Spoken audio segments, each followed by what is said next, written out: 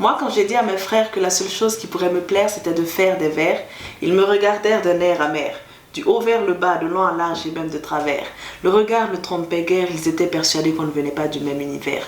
Pour eux, comme pour beaucoup d'entre vous, le slam, ça fait partie des faits divers. Salut tout le monde, je suis Malika la Slamazo, artiste slameuse burkinabé. Slamazo.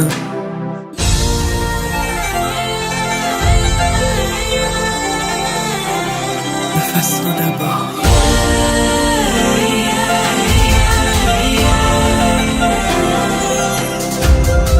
Sur un étalon comme Yenenga, rayonnante.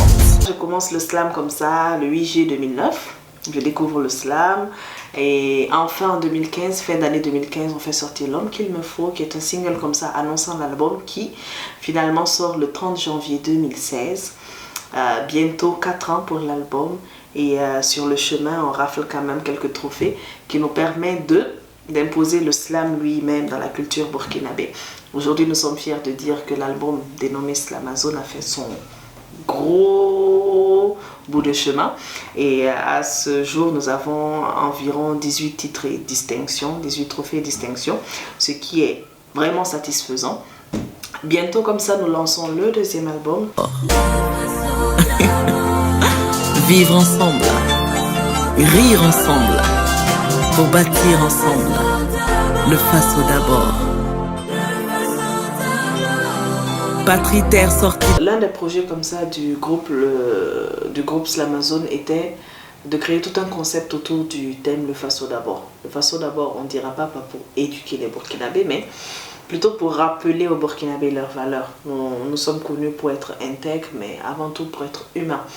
Et on est parti d'un constat que l'incivisme est en train de prendre l'ampleur au Burkina Faso. Et donc, le Faso d'abord, comme ça, a commencé par un single rappelant les valeurs des Burkinabés, rappelant tous ces hommes intègres-là à l'ordre, et suivi comme ça d'un concert autour du même thème. Un concert qui, en tout cas, à la satisfaction de tous, a pu réunir.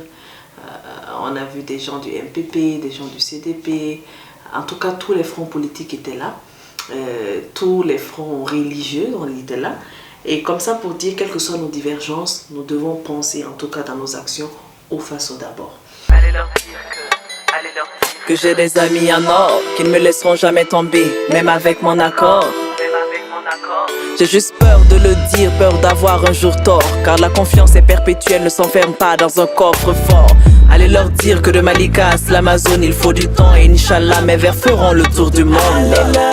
L'engagement social est parti, on va dire que j'étais redevable, au très haut. C'est parti d'un cas personnel qui, en tout cas, m'a beaucoup marqué. Et il y a eu des personnes de part et d'autre qui, en tout cas, n'ont pas hésité à me tendre la main dans des moments difficiles. Et là, je me rends compte que la personne qui tend la main ne connaît pas forcément l'impact de son acte, mais en tout cas, ceux qui en bénéficient, la bonté est contagieuse. Voilà, donc j'en ai bénéficié un jour et ça me permet également de faire bénéficier d'autres personnes. C'est un devoir de redevabilité. Disons que pendant l'enregistrement, on a eu assez de difficultés parce qu'il fallait d'abord aller sur fonds propres, donc autoproduction. Et vous le savez, le slam n'était pas du tout connu au début. Donc il fallait comme ça s'imposer en tant que slameuse, en tant que femme dans le milieu des autres, mais aussi imposer le slam lui-même dans la culture burkinabé. Donc oui, il y avait beaucoup de difficultés et Malika en tant que musulmane, c'était pas évident. Oui. Donc il y a eu beaucoup de couacs au départ, mais finalement on arrive à se frayer un chemin et l'opinion publique comme ça qui nous accompagne. Merci à tous ceux qui aiment Malika, merci à tous ceux qui aiment le slam.